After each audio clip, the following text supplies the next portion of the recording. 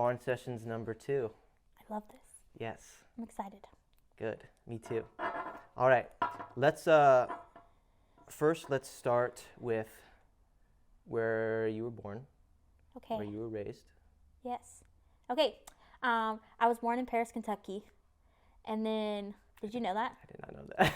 You should play Two Truths and a Lie with me because I always win. I'm always like, I was born in Paris. And they're like, no, you were not. But then I'm like, yes, Paris, Kentucky. Anyways, yeah, so I was born in Paris, Kentucky. Okay. And then we moved to Nebraska. Or no, we moved to Kansas. And that's where my mom's from. So we have a cow-calf ranch down there. And so we lived there for a year.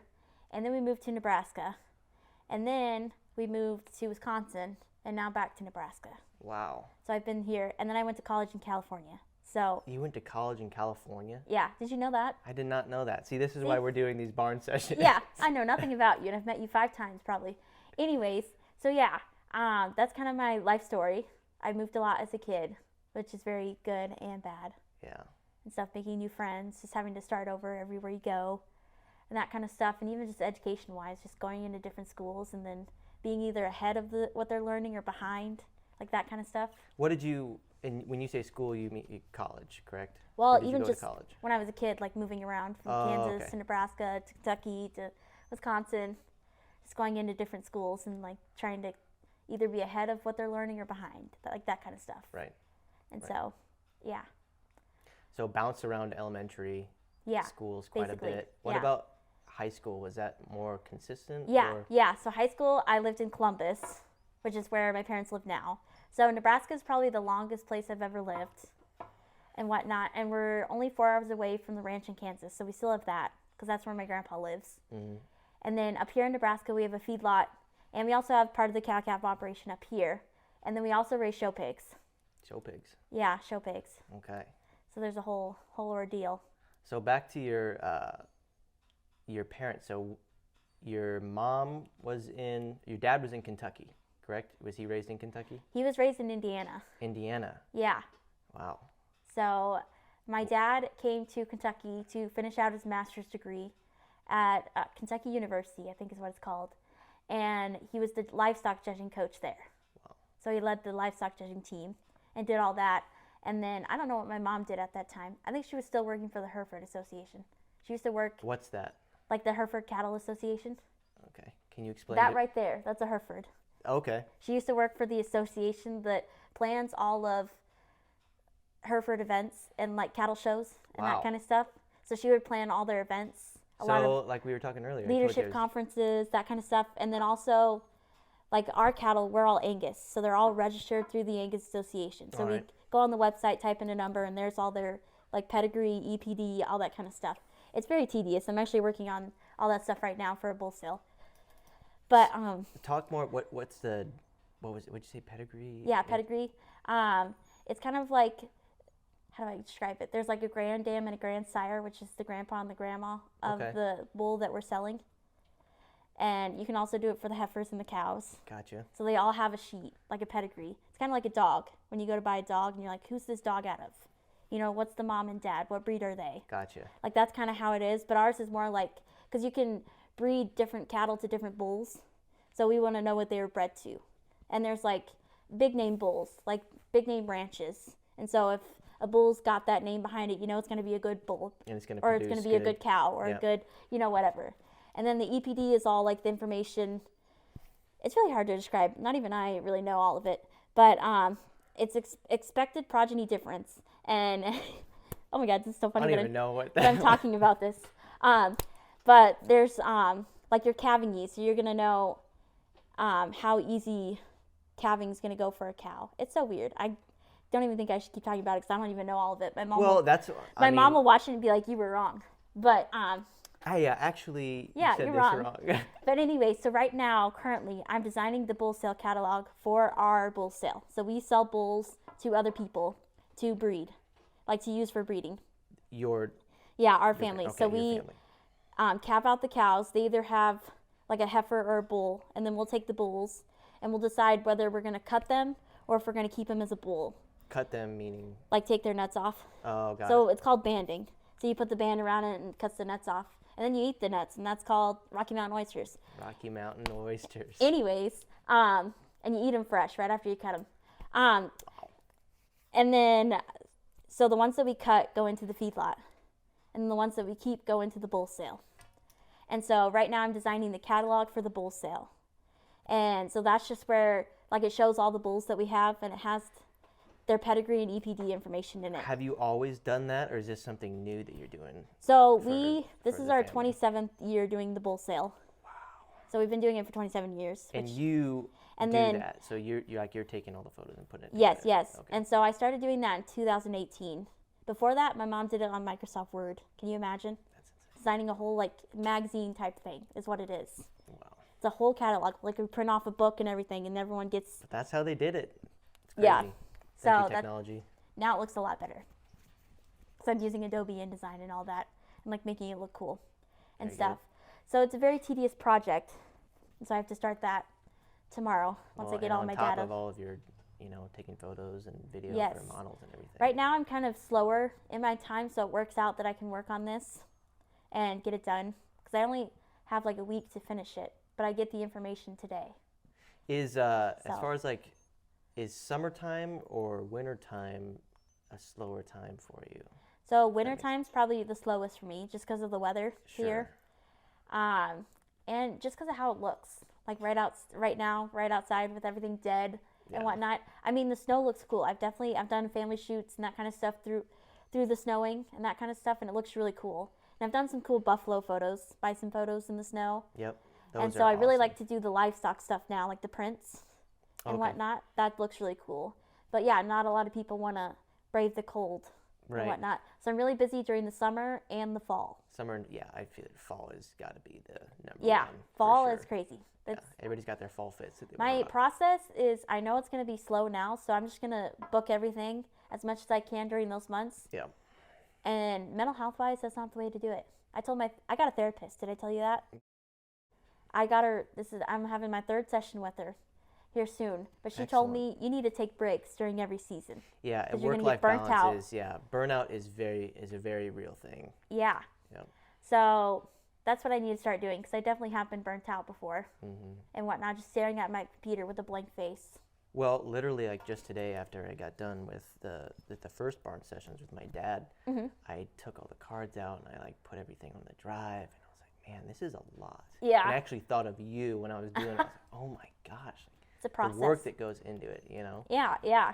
But very fulfilling, and it's fun. But It's fun. It can be a lot. I can't even imagine. Yeah, it is. It's hard running your own business, just balancing, because it's not a 9 to 5.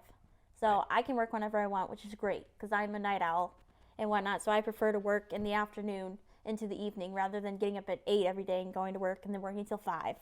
So it definitely works with how I want to live my schedule. But also, I could be working on a Sunday all day, or I could be, just deadlines and that kind of stuff whatever comes up, when things need to be done, that kind of stuff. And I used to be really bad procrastinator and like waiting. Well, I guess I never would wait to edit, because I would always edit right after the session. But it was just like ADHD. I have not been diagnosed yet, but this is part of the reason I went to the therapist.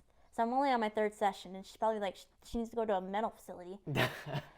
Anyways, I'll be editing, and then I'll get up and go do something, or I'll get food, or I'll this and that, go do laundry. Like, I'm scrubbing my bathroom floors before I sit down to edit a session. Right. Just because I get so distracted. Yeah.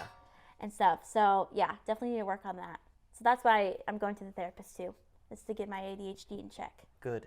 And I'm whatnot. glad to hear that. So I think more people need to. Because like today, I had this session earlier, and I was thinking like, oh my gosh, I can't do this thing tonight, because that's how my brain works. Like, I can only do one thing a day, like one big project a day.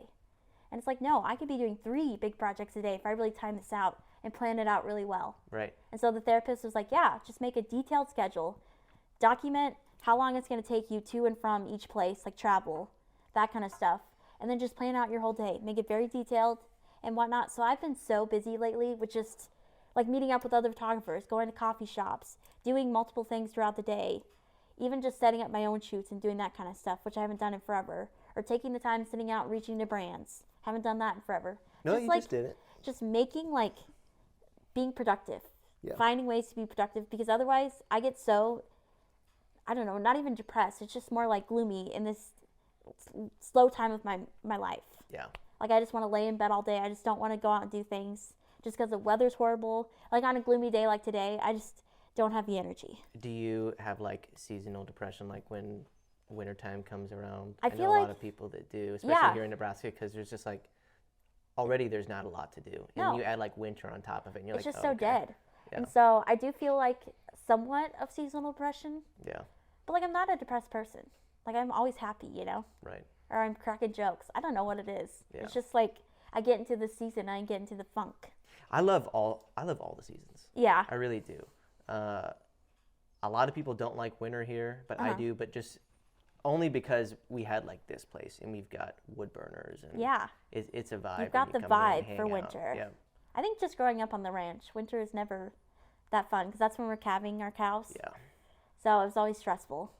And so that's why I haven't been able to get a hold of my mom because it's been so cold. Well, it's been warm lately, but like when it's been really cold and I needed to get a hold of her about things, she'd be like, oh, I left the house at 8 this morning. I'm just getting in. And it's 9 o'clock at night. Mm-hmm. And she's been outside all day doing things and whatnot. And I'm like, I'm so glad I left that because that would burn me out. Yeah. And I don't know how they do it.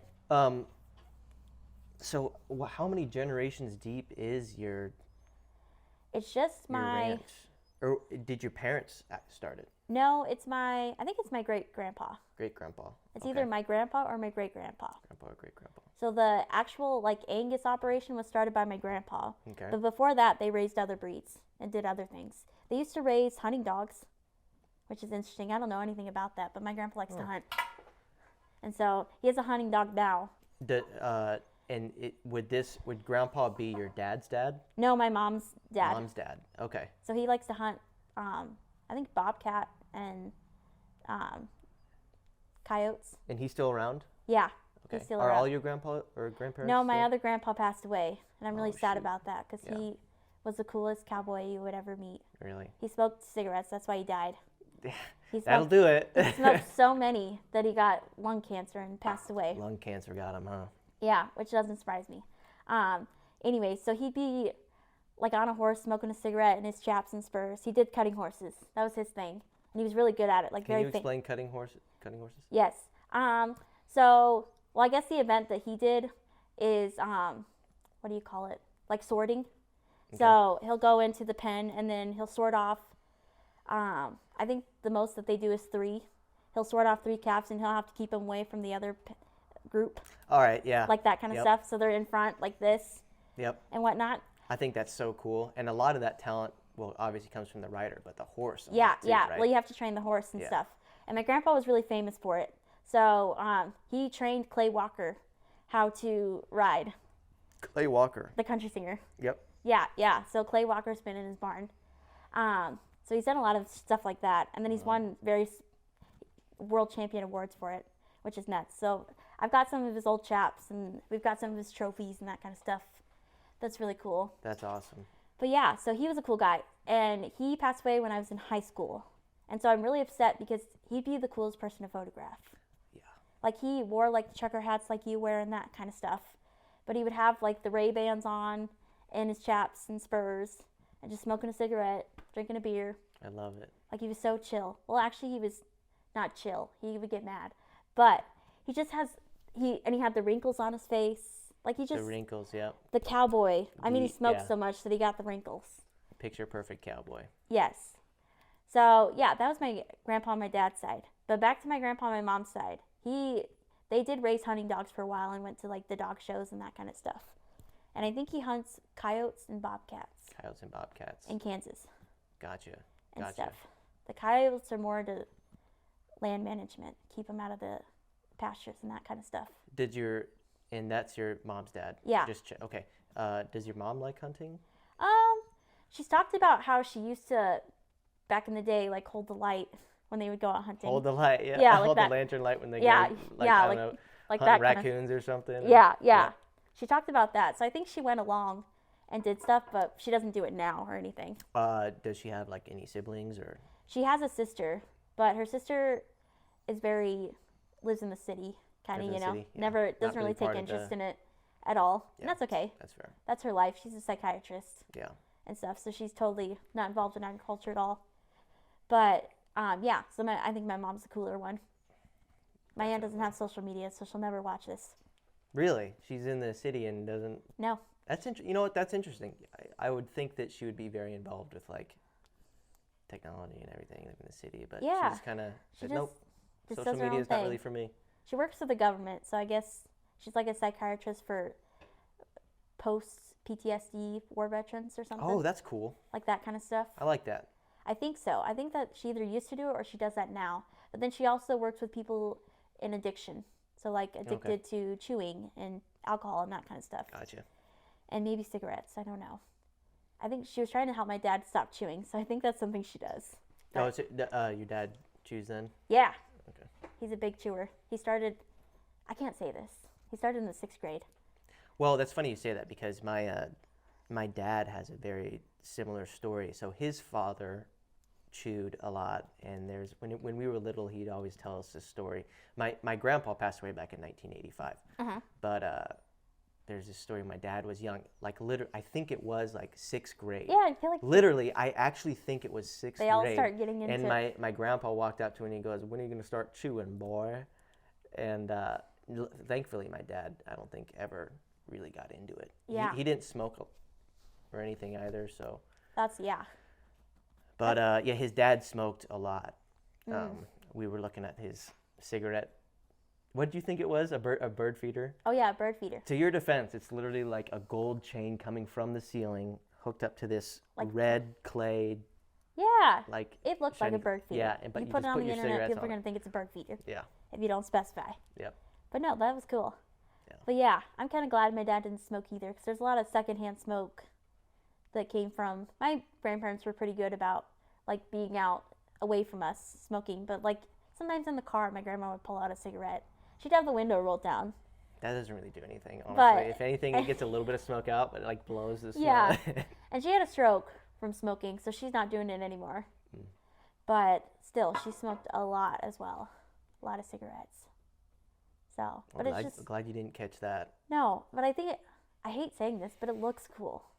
I know it does. Like Yeah, when we it do our photo does. And shoots with this- I would be lying if I said that I didn't smoke cigarettes every once in a great while, or like Yeah, yeah. obviously like a cigar. Mhm. You know, every now and then. I don't chew. I can't stand chewing tobacco and Yeah. stuff like that. I don't do that. But yeah, I think everybody, every once in a while, not everybody, but a lot of people. Yeah. I wouldn't consider myself a smoker by any Yeah, means. yeah. but No. it can be fun. Yeah, it looks cool, but yeah, I don't condone it. Yeah, me neither, honestly. Just for a photo shoot. Half the people that do it don't even know how to smoke. Yeah. They're just popping it in for 1 second. Yep. It's a After I take metaphor. a couple puffs. Yeah, right. Like yeah. that movie. Have you seen that? Yes. What was that? God, Fault that with was Fault in The Our Fault in Stars. Our Stars. Like, Yeah. it's a Oh my metaphor. gosh, that's like bringing me back to high school. I remember that. Yeah. That movie was so popular. Everybody was reading the book and everything. Mhm. It's actually a good movie. It is. It's a good movie. Yep. But Sad, yeah. but So where were we at? well, let's start where where did you get your interest in photography and videography? Like, what age were you like, okay, I think I might. Well, not that you want to do this for a career, but when did you actually become interested in it? Yeah. So when I was little, I think I was 5. My mom has a scrapbook of like photo shoots that I used to do with my twin sister, and it would just be like a picture of her foot going up the bunk bed stairs or something like something like that, something stupid, or we'd have her little film camera and just do photo shoots of my brother on the bed or something.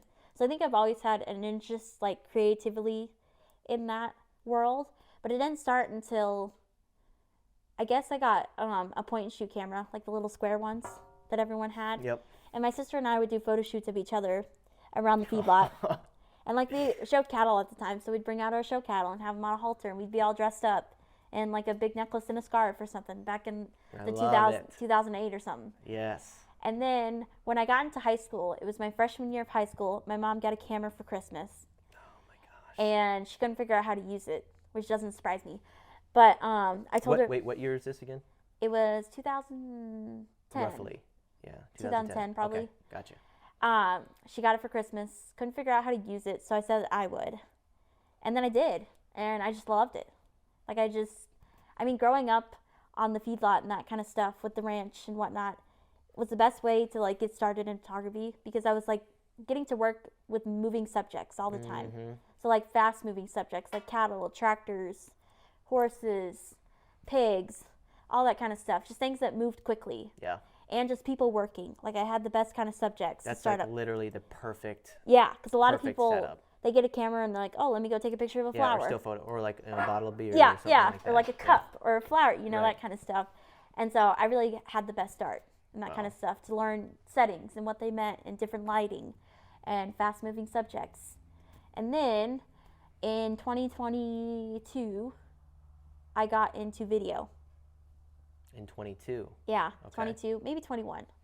Was that when COVID was, 21? That was like Or 2020? 2020, I believe. So yeah. 2022 is when I tried got... to forget. I tried to forget about that time. Yeah, they all... Yes, traumatic. So yeah, 2022, I got into video. And I don't know why I didn't do it for the longest time. I wish I started sooner. Started doing video. Because I got so many new opportunities because I've done video. Like with brands and that kind of stuff. Right. I just feel like video is so popular right now just because reels have exploded. Yes, and TikTok and that kind of stuff. TikTok, exactly. Yeah. But yeah, so I got into video and now I've been just having all these projects. And I've done a couple of projects where it was solely just video. Yeah. Which is crazy.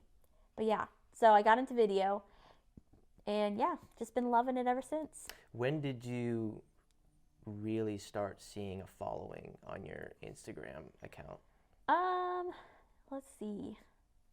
Probably, 2016 I had 9,000 followers, which is quite a bit. Wow. So yeah, maybe, I think that's, okay. Yes, because I was in college in California, and I didn't really do much out there because I was so busy with college. I went to a performing arts school. Yeah, actually, I'd love a little bit later, talk about your time out in California for schooling and everything. So I was out there for 2 years, and then I came back and went to college at Midland in Fremont. Okay. So at Midland, I had all the time to like run my business and do things. And so that's when I did my first Cavender's Western shoot, Cavender's Western Wear. Wow. That was my Did they reach out to you, or did yeah, you say? Yeah, they reached out to me. It was like a big brand shoot. Wow. And yeah, I only had 9,000 followers at the time. That's crazy. Which is still a lot, but compared to what I have now, right, it's totally different. But yeah, so I didn't really start. Well, I started paying taxes in 2018, so that's when I started my business. Gotcha. In case the IRS is watching. But 2016 is when it really popped off, and I started doing things with my business. And then in high school, 2013 or 2014, I shot my first wedding. And it was a shotgun wedding because I needed to get married to live on an army base together. Is shotgun wedding just like a quick? They planned it really wedding? quickly, like in 2 weeks probably. Okay. And so they just asked 2 high school kids to photograph it, and it was me and my best friend, and we did it. And yeah, it was not that great. Really? Yeah. Well, I mean, gotta start. Yeah, it gotta start somewhere. Are weddings still popular for you, or are you No, mostly? I don't do them at all. Don't do them anymore. at all. Is it because you don't like them, or is it because? I think I did them for so long, because I mean, my first one was in 2013. Yeah. Or maybe 2012. I can't remember. But yeah, there was a lot of different experiences of like bridezillas. Well, not even bridezillas, because like you meet the bride and groom, but you don't meet the rest of the family, the rest of the wedding party, Sure. the wedding guests. Those were always people that would cause an issue. Yeah. Like a drunk groomsman or a grandma that thinks everything needs to be done at the altar, every picture, like old fashioned, that kind of stuff. Or just family members going at each other, because it's such a stressful day. Yeah. And so there was a lot of that kind of stuff. And there was one wedding where I was with my friend Kevin, and outside was a guy with a gun running around, like he was going to shoot someone. Really? Yeah. Was he drunk? I don't know. I think he was. Where was this at? This was in, I think Ord, Nebraska, like somewhere out west. Oh, okay. I've never heard of that spot. It's like a small town. Gotcha. But and then he crashed into a bunch of the groomsmen's trucks. What? With his car.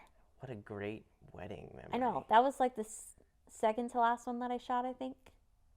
I can't remember. Was he like, I object, boom, boom? No, they didn't know the guy. What? Just a random person. Just kind of rolled up to the Just wedding, rolled up and was like going nuts. heard the music, and Yeah. saw And that then there was. the last wedding that I ever shot, the groomsman's brother, I think he was the best man, he like ripped up the sheet that had a list of like who I needed to take pictures of Why? because he was upset Wow. about something. And I was like, this is a great way to end. Because I get into this mindset of like I shoot a really good wedding. Did you continue that shoot? Yeah, I continued the wedding because this was just at the reception.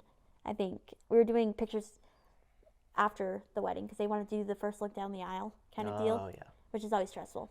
So yeah, it was really stressful. And so the guy just ripped the sheet up that had like, oh, I wanted pictures with Aunt so and so, like a whole list for me to go off of People suck. because he was mad. Why did they do that? Yeah, so I was like, this is a great way to end it because I do get a good wedding, and then I'm like, oh, I can keep doing this.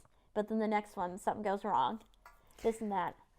I feel like when I think of a wedding photographer, I don't know, maybe I'm wrong, but when I think of a wedding photographer, I think of them as just like a wedding photographer. Yeah. You know what I'm saying? Like there's not, And that's where people go wrong because I had a friend who shot solely weddings for 4 years. Yep. It was either 3 or 4 years. And then she's like, oh, I'm going to quit them and get back into other stuff. And then she had no clients because she had not been doing it for 4 years. Sure. Just shooting weddings.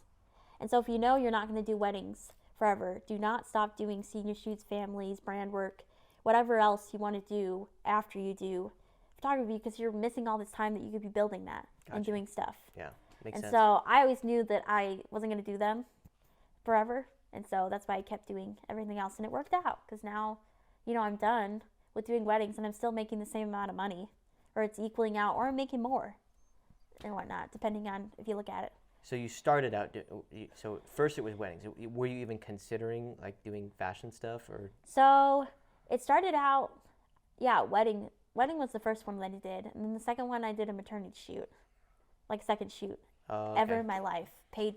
So my first, actually, no, it's backwards. My first paid shoot was a maternity shoot and my second one was a wedding. Those were the two I got paid for in high school. Interesting. And then just other than that, I was just doing photo shoots of friends and that kind of stuff and just around the feed yard and that. But it wasn't until 2016 that I was like, oh, I should get into like Western fashion. Yeah. Like I had followed another photographer who did it, Western fashion kind of stuff. Gotcha. And I was like, oh, I want to do this. This sounds fun, And then I got into it. And I think I like it better than all my other shoots because I have a lot more control of what I can do. Yeah. A lot of people just send me the clothing and the whatnot, and then I can make the shoot happen. Right. And do whatever I want. Or they kind of give me a base idea of, oh, we want it to be ranch lifestyle. Go ahead, do whatever you want. And so with weddings, you couldn't really do that kind of stuff, like control. It became very cookie cutter of like, oh, let's start with the groomsmen pictures. Let's start with the bridesmaids. Now let's do the getting ready, It's just a whole cycle. Now let's get into family pictures. And I think it became very repetitive. Gotcha. So wedding to Western photography or just fashion in general, do you see yourself like sticking with this kind of photography and videography just like throughout, like you see yourself like changing to a different kind of Not at the genre? moment. I think I'm sticking with it. You're I love enjoying it. it. There's Yeah. so much creative freedom in it. Yeah, And like I'm not limiting myself to just Western brands. sure. I'll work with anyone who wants to send product and do a shoot. Yeah. And I'm actually trying to reach out to like businesses in Omaha and do shoots for them. Just even like a boutique that sells sweaters and that kind of stuff. Yeah. It doesn't have to be a Western sweater or anything like that. Yeah. Just fashion in general is so fun. And you have Keeping a broad range of what you can do with it. Yeah, that's very true. That's very true. And then just being able to travel too and see all these new places. Yeah, that's another thing I want to talk about. So let's talk about where you have been. Okay. Kind of like Johnny Cash. I've been everywhere, man. Yes, I have been a lot of places. So I've been to every state in the West for at least a week. Wow. I did that in college, which is crazy. Jeez. I've been to Oregon, Washington. You know a state that's slept on? Idaho. Yeah, I could see that for People, sure. it's just an expansion of Montana. They're like, oh, Montana's great. Go to Idaho. It's the same thing. It's beautiful. Like I've seen pictures, yeah, Idaho, and it oh, looks. I'd love it to looks live beautiful. there. Yeah, so it's just like Montana. Anyways, so yeah, I've been to Montana, Wyoming, Nevada, California, Arizona, New Mexico, Texas, Oklahoma, Kansas. That's crazy. I don't really go east much, besides like Kentucky, Indiana, and that kind of stuff. But I'm Yep. more west because it's all the western stuff. Yeah, that's true. One place that I do want to go that's like east or northeast is Vermont. Yeah. Oh, I go to really West is. Virginia or Virginia every year for a photo Virginia. shoot. Okay. So I do go out there, and I've been to New York. That wasn't really my scene. Yeah, that's fair. New York's a little overwhelming. Yeah, It's not what I expected it either. It's very trashy.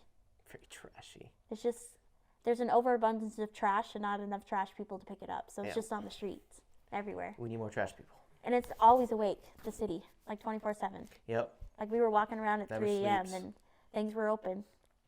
I was like, this is nuts. Do you have a favorite state? As Idaho, you're Well, I don't know if it's Idaho.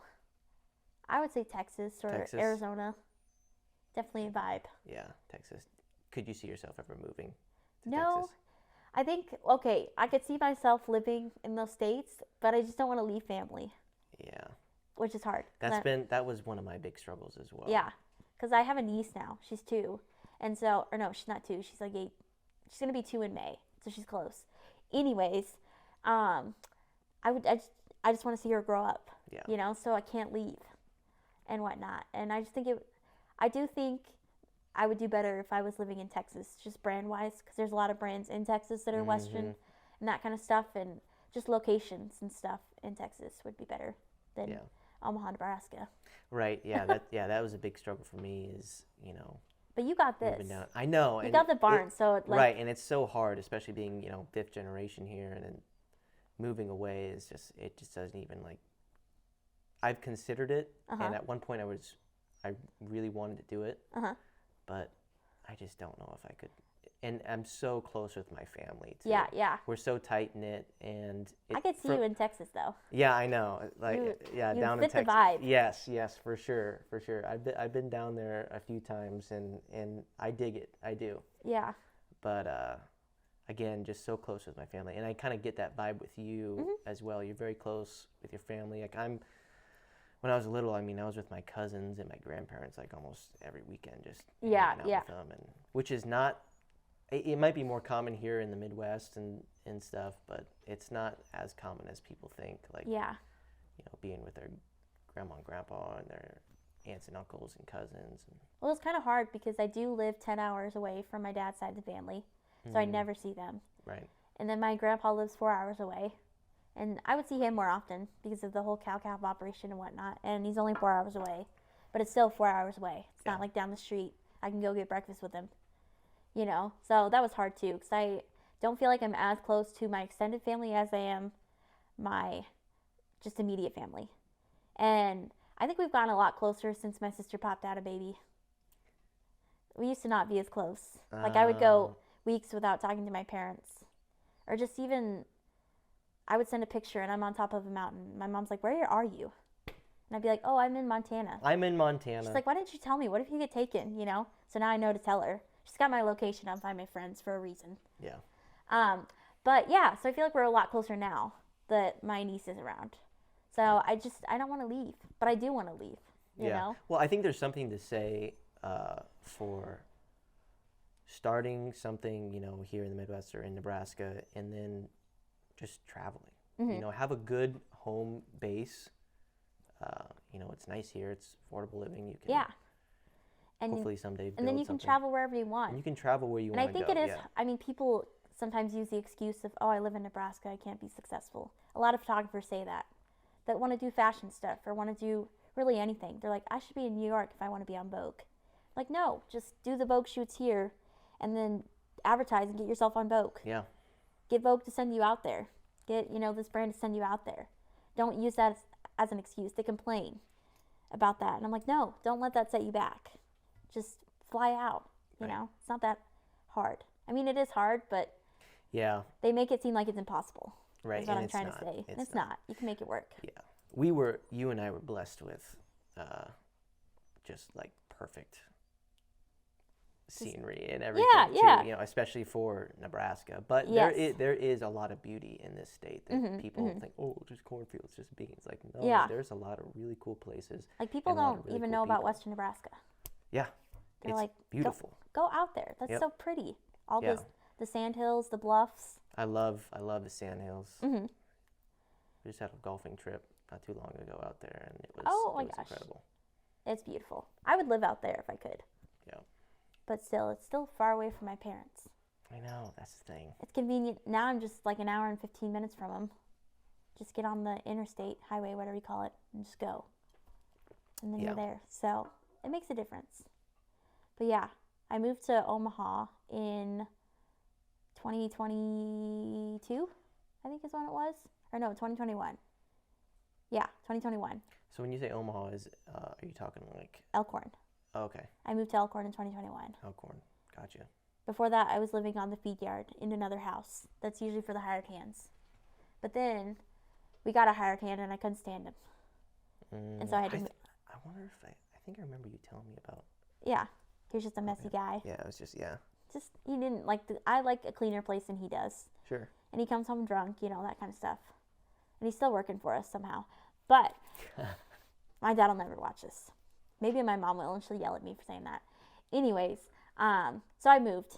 And I was like, you know, there's nothing to do in my hometown. And all my friends were moving out here. And I was like, I'll just do it. And it's been great because I've gotten to meet new photographers and make new friends and that kind of stuff. But I'm just adding another hour of travel anywhere I go because I'm always going west. Yep. So that's the only downside. That's, only downside. I add an extra hour, but it's really not that big of a deal. Yeah. And I'm the kind of person that's going to drive anywhere I go. I don't like to fly. You don't like to fly? I get anxiety about driving other cars. So like having to fly and do a rental car and that kind of stuff. I'll just drive everywhere I go. Yeah. So like if I need to go to Arizona, I'll drive. And I have. Seriously? Yeah. So back to where you went to all these different states. Did you drive to most of them? Yeah. All of them. That's insane. in the car that you have? Not now. Out there? It was so the college that I went to was a performing arts school. And so what we did was we spent 1 year at the school and then another semester we traveled. Okay. And we went around to different states and put on workshops. Our whole thing was like keeping music in schools. That's like the whole mindset behind the program that I was in. And I used to do the workshops when I was a kid, and I was like, oh, I want to join this group and do it. And so that's what I did. I joined the group, auditioned, made it. They only select like 100 people out of the whole entire world to be a part of the program. Wow. Which is nuts. So there was like, my class was the most international class. So we had like people from Czech Republic, Australia, New Zealand, Japan, China, England, Germany, like all these places. So you got a really cool experience of just meeting different people and their cultures and that kind of stuff and making friends. Like I had a roommate from the Philippines and she was really awesome and whatnot. So with the school is why I traveled to all these states. So we would go to different high schools. Oh, yeah. And we would put on the workshops. And then while we were there, we got to sightsee and stuff because we stayed with homestays. So homestays are like the people who would house us while we were going around to the different schools. And it was usually like someone's parents who was taking the workshop or whatnot, or someone who worked for the school and whatnot. And we would go stay at their house for however long we were there. And then they would take us sightseeing and that kind of stuff. So I got to do a little bit of exploring everywhere I went. That's cool. You got to travel. And it was all free because the college paid for it. Right. So that was even better. Didn't cost you anything. No. That's sweet. Other than if we had to eat out or something. Yeah. And souvenirs and whatnot. That's not too bad, though. No. But yeah. So that's how I got into traveling. Because before that, I really didn't travel as much just because of how we lived and whatnot. And I would show livestock. I would travel all over the country for that. But when you show livestock, you're in the barn the whole time. You don't get to go sightseeing. You don't get to go this and that. Because you spend a whole week in the barn, and then you're just exhausted. You don't have time to sightsee after a day of showing and whatnot. And so we never got to explore anything like that. You would get lunch on the fairgrounds usually, or you'd go to the McDonald's down the street or something quick. Sure. Because you didn't have time. So really when I moved out to California is what inspired my traveling and that kind of stuff. Because I was 18, just getting booted off a plane by my mom, being like, here you go, have fun. Like, that was my college experience. Whereas, everyone in my class, like, you read the little sheet that was, like, where you're going, and everyone's like, I'm going to UNL, I'm going to UNK, I'm going to Iowa State, I'm going, everyone where was close. And I was the only person going to California, or doing something crazy like that, which I think fits my personality, because I am psycho. 100%. But, so that just really brought me out of my shell. Because I used to be a very, like, worried about what other people thought kind of person, or just kind of shy, I felt like. And now I don't care, you know? Which is good. Just doing whatever I can and Yes. running my own business and having confidence and all that kind of stuff. About the business, so so I guess you officially started it back when you were doing weddings and stuff. Did you create like a new business when you went into Western and Yeah. clothing? So, oh my God, you're going to laugh at this. My first business name was Through the Lens of a Little Girl. Through the lens of Because I was short, so I thought it was cute. Oh, that's right. You know? And I got the inspiration because someone had an account called Through the Lens of a Farm Girl. Oh, okay. So mine was Through the Lens of a Little Girl, which is, I like it. but it's so unprofessional. I mean, you got to start out somehow. Sure. And like back then, I wasn't a professional business, so it didn't matter. But yeah, so then I just switched it to my name, Torie Egger, because Torie Egger. I thought it'd just be easier. Yeah. And then people know your name. Right. Because there's a lot of people that, like even during the NFR, like National Finals Rodeo, the influencers make a post and they'll be like, okay, so this person, this is their name. Or like, you know, the top influencers, they have like their usernames on Instagram. And that's how people recognize them at the NFR. They're like, oh, your name is West Desperado. Yeah. And she's like, my name's actually Shaylee, but that's my Instagram handle. You know what I mean? Right. Like, so I wanted people to know my name. And also, like, a lot of the top photographers that are, like, in Vogue magazines and whatnot, they're just known by their name, not by, like, a business. Yeah. And so that's why I just went with my name. There we go. And I think it works. Yeah. It goes good. It's not, like, a super hard name. No. No, it's just simple, Torie Egger. Because Love it. otherwise I was going to do, like, the Western Lens or something like that Western Lens. and whatnot. But I gave that to someone else. I'm gonna need you to pitch me some ideas for my account. Maybe I need to. Just go to AI There, honestly, yeah. and type it in, and they'll give you. It'll be, Entire half list. of them will be really tacky, and then you'll find something really good. Like, oh, okay. It'll be, yeah. No, it'll work. But yeah, so that's kind of the name that I went with. It's just my name. But yeah, my first business name, not it. I don't recommend doing that. That's all right. So Made yeah. leaps and bounds. Mm-hmm. Very good. And look at you now. I know, look at me. I'm growing. Love it. Yes. So I just celebrated my 28th birthday on January 25th. And I'm afraid of aging because I'm not where I want to be right now. Well, I mean, from the outside looking in, it looks like you're doing very, very Oh, well. I think people think I'm the coolest person on earth. Yeah. It's not true. But there's just a lot of things I have a list of things I want to accomplish. And I just want to accomplish them now. Like, I get competitive with myself. I struggle with that as well. Never with anyone else. I'm not like, oh, I see this person doing this. I need to do it. It's just me. It's like, oh, I need to be here. I need to be here. Yeah. I'm not at this level. Why am I not here? And so now I'm two years away from 30.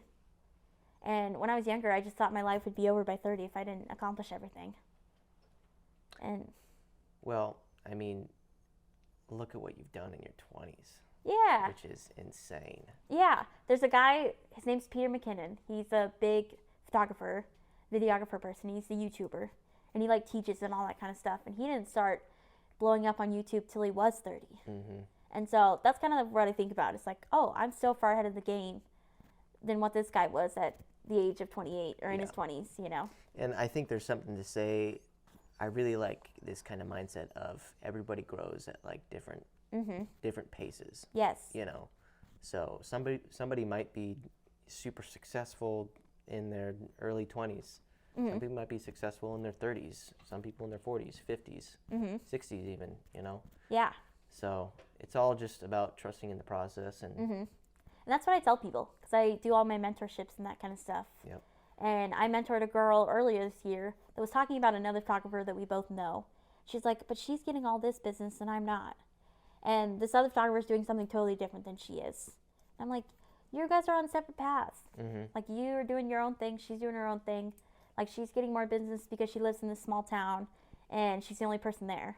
Like, this other girl lives in a bigger city and has other photographers to maybe compete with, I guess, in a way. Which helps. Which having helps. other competition to. Yeah. Yeah. So Kinda keep you sharp I had to tell her. I was like, we all go at different paces. Like, it took me forever to really figure out stuff. I don't feel like it clicked until 2016. 16 was the year. Yeah, and I spent all of high school editing on PicMonkey.com. I don't know if you've ever heard of that I've website. not heard of PicMonkey. Well, it's just one of those. I went on it recently to see what it looks like now, and it's still the same. Just all old filters and that kind of stuff. I think now you have to pay for it. But so now I edit on Lightroom, which is like the Adobe, the software you're supposed to that everyone uses. Let's talk about equipment and stuff that you use. So for editing programs, you said you use Lightroom. Lightroom. Okay, and They're that's just for photo. Yeah. Right. So if you want to edit video, do you use like Premiere Pro, or do you? I use DaVinci Resolve. DaVinci Resolve. Okay, yeah. Which is not an Adobe software, but I use the free version on DaVinci. Yeah. So you just download it from the App Store and whatnot. My friend has the paid version, and he said you can do about 90% on the free version, which is about all I need right now. DaVinci. So yeah, you get a free software and do that. But other than that, I use Photoshop and Lightroom for photo editing, which those are both Adobe softwares. Yeah, I like Lightroom a lot. I've used that for a lot of photos for work, and it's pretty easy to figure out. Pretty easy to figure out, yeah. There's nice. a lot of like the older generation that learned on Photoshop, because I don't think Lightroom was around back then, and I just can't figure out editing photos on Photoshop, like color-wise, like doing all the like Lightroom editing on Photoshop. I cannot figure that out. Yeah. And especially, so have you used Photoshop at all? No, I don't think so. Well, now they have Photoshop AI, which is crazy. So they have their AI software, and it's amazing. Like I can circle myself and change the background to be whatever. Wow. So like you can change your background. Like if you're in a field, you can change it to have mountains. You can change it to do this and that, and it'll just fill it in. I want to be in the mountains and it looks crop myself in the Rockies. It looks realistic Oh every time. Or like if I need to take something out, I can just circle it and hit remove, and it'll remove it and fill it in. Even if it's like a busy background, it'll fill it into exactly what was behind whatever it is. That's crazy. And it does it seamlessly, which is nuts, because otherwise I'd have to go in and clone it out and use the like zoom in. and like really fine yes, edit it. Yeah. do all that. Now I can just circle it and remove.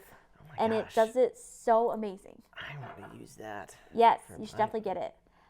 So I've been using that a lot lately, just to Photoshop out flyaway hairs and that kind of stuff. Okay, yeah, like flyaway hairs. Just simple stuff like that, or pimples, whatnot. Sure. Anything that needs to be removed, telephone wires, poles, all that kind of stuff. Just anything that doesn't need to be in the background can simultaneously be just taken out seamlessly. So editing software, covered that. What about like camera preference? Were you always a Canon fan? Were you more Sony, or were you kind of going back and forth? What made you decide on So Canon? I started out on Canon. The Okay. first camera was a Canon T3i, which is the one my mom got for Christmas. Right.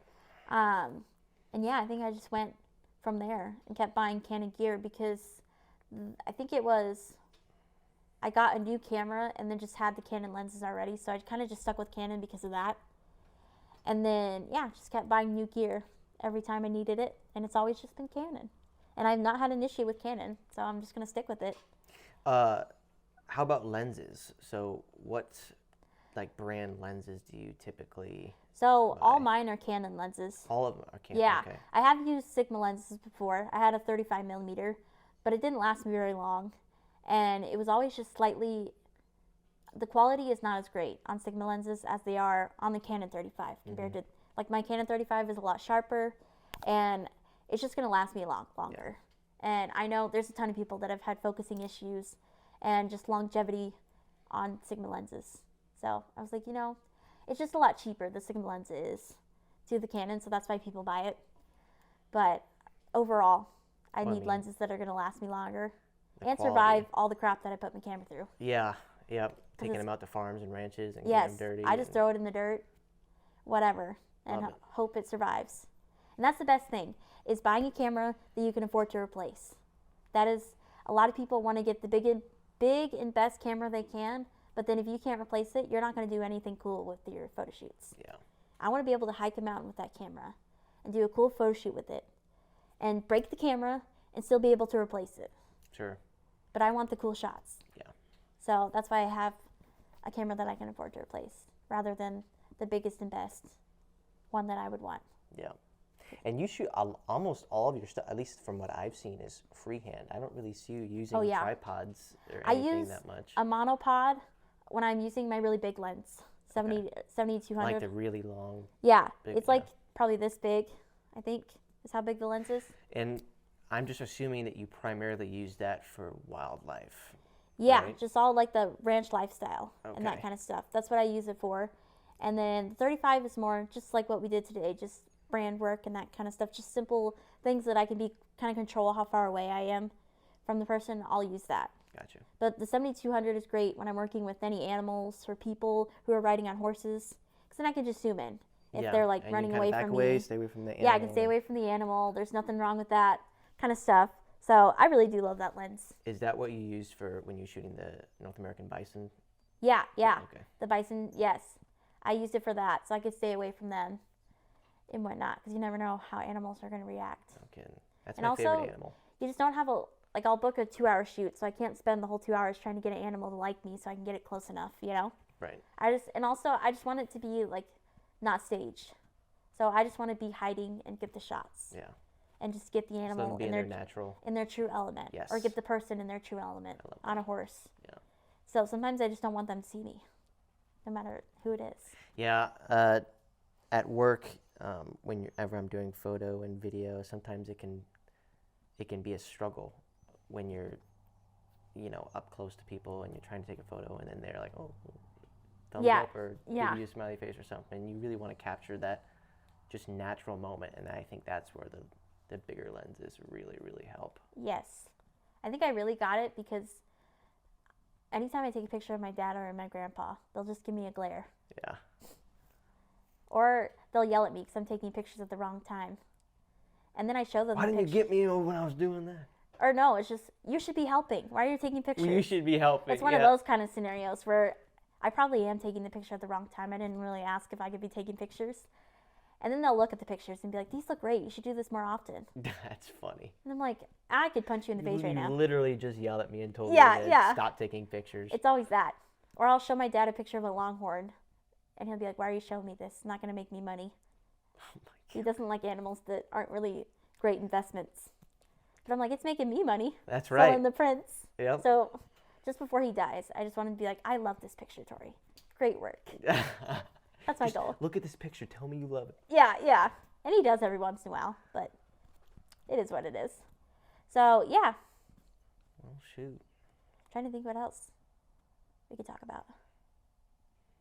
Man, I'd say that was a pretty good wrap. Yeah. How long was that? Was it an hour? I don't know. Definitely longer than one that I did before, I think. So, Really? Yeah, I would say. That's Which exciting. is good. I love it. And that's kind of what I was expecting. I think that they're all going to be different Yeah. lengths, and Yes. which is fine. Awesome. Well, thank you, Torie, Yeah. for coming on. Let's do a high five Yes. for like the camera. Barnes, this is number 2 in the books.